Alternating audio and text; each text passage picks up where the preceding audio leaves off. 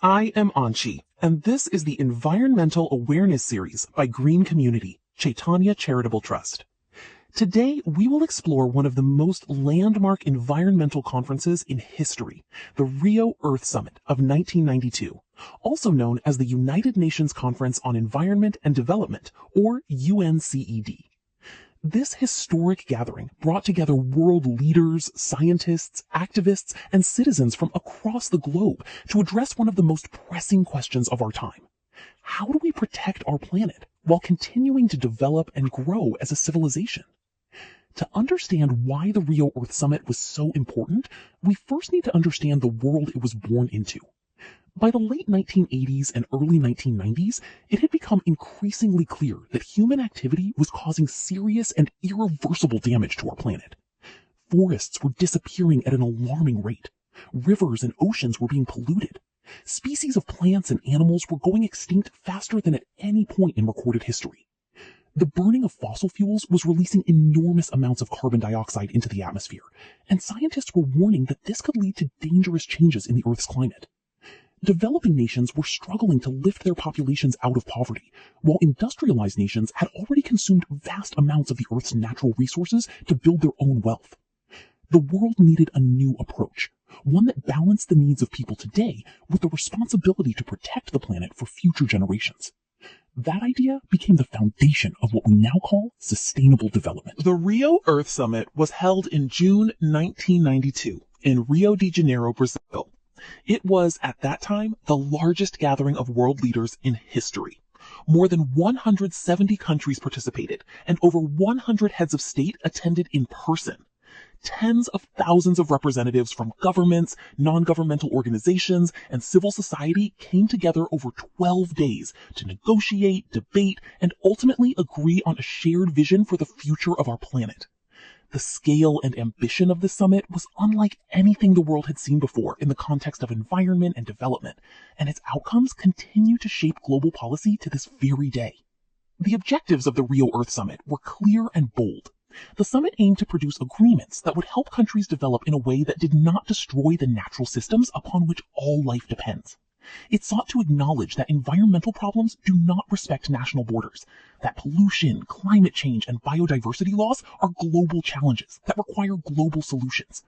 It also recognized that the burden of addressing these challenges must be shared fairly, taking into account that wealthier nations had historically contributed far more to environmental damage than poorer ones. The principle of common but differentiated responsibilities became one of the most important ideas to emerge from Rio. The idea that while all countries share responsibility for the Earth, their obligations must reflect their different capacities and historical contributions to environmental degradation. The Rio Earth Summit produced 5 major outcomes that have shaped international environmental policy for decades. The first was the Rio Declaration on Environment and Development, a set of 27 principles that defined the rights and responsibilities of nations when it comes to environment and development. These principles established that human beings are at the center of sustainable development, that nations have the sovereign right to use their own resources but must not cause damage beyond their borders, and that peace, development, and environmental protection are interdependent and inseparable. The second major outcome was Agenda 21, one of the most comprehensive and ambitious action plans ever created for sustainable development. Agenda 21 was a detailed blueprint covering nearly every aspect of human activity that affects the environment, from land use and water management to energy, agriculture, urban planning, health, education, and the role of women and indigenous communities. It called on every country, every city, and every community to develop its own local plan for sustainable development. Though not legally binding, Agenda 21 inspired countless national and local programs around the world and remains a guiding document for sustainable development efforts even today. The third outcome was the United Nations Framework Convention on Climate Change, the UNFCCC. This was the first international treaty to acknowledge the threat of human-caused climate change and to commit countries to taking action to stabilize greenhouse gas concentrations in the atmosphere. The UNFCCC laid the groundwork for all future climate agreements, including the Kyoto Protocol in 1997 and the landmark Paris Agreement in 2015. Every climate negotiation happening in the world today traces its roots back to that agreement signed in Rio in 1992. The fourth outcome was the Convention on Biological Diversity, or the CBD. This treaty recognized that the extraordinary variety of life on Earth, its ecosystems, species, and genetic resources, is a common concern of all humanity. The CBD committed countries to conserving biodiversity, using biological resources sustainably, and sharing the benefits arising from the use of genetic resources fairly and equitably. India, as one of the world's 17 megadiverse countries, has been a strong supporter and active participant in the CBD since its inception. The fifth outcome was the Statement of Forest Principles, the first global consensus on the management, conservation, and sustainable development of forests. Forests are often called the lungs of the Earth.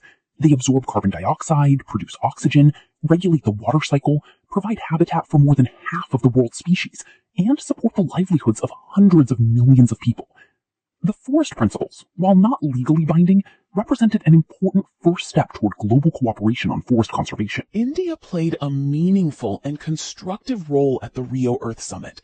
As a developing nation with enormous biodiversity, a rapidly growing population, and the dual challenge of poverty reduction and environmental protection, India brought a unique and important perspective to the negotiations. India consistently advocated for the principle that developed nations, who had industrialized and enriched themselves at great environmental cost, must take greater responsibility. Chaitanya Charitable Trust, together with the green community, is working towards making our city 50% green by encouraging every citizen to plant a tree and support the green community movement. Every tree we plant today builds a better tomorrow. Planting trees improves our air quality, conserves water, fights climate change, supports biodiversity, and builds healthier communities. Together, we can make Jamnagar greener, cleaner, and more beautiful. Chaitanya Charitable Trust, in collaboration with JMC, organized a cleanliness and environment awareness drive at Leher Talab, Jamnagar, because a clean environment begins with us. Small actions by many people can create a big impact. Let's work together for a cleaner, healthier, and happier planet. And that's exactly what our volunteers did. Rolled up their sleeves, came to the ground, and cleaned up our surroundings with their own hands. Because real change doesn't just happen in words, it happens in action. Chaitanya Charitable Trust is also bringing green closer to home through the Kitchen Garden and 100,000 Tree Project. Grow your own fresh and organic vegetables, reduce household expenses, improve your health, and contribute to a greener community. Our beloved city is on a mission to breathe cleaner air, walk greener streets, and leave behind a healthier world for the generations that follow us. Chaitanya Charitable Trust, along with the dedicated members of the green community, has taken a bold step forward. A vision to make Jamnagar 50% green. And it begins with something as simple yet as powerful as planting a single tree. Every hand that holds a sapling today is writing the future of this city. Every citizen who joins this movement is becoming a part of something far greater than themselves. My Jamnagar, 50% green coverage. This is not just a campaign. This is a commitment to our city, to our children, and to our planet. Protect our planet, cooperate globally, develop sustainably, conserve our resources, and do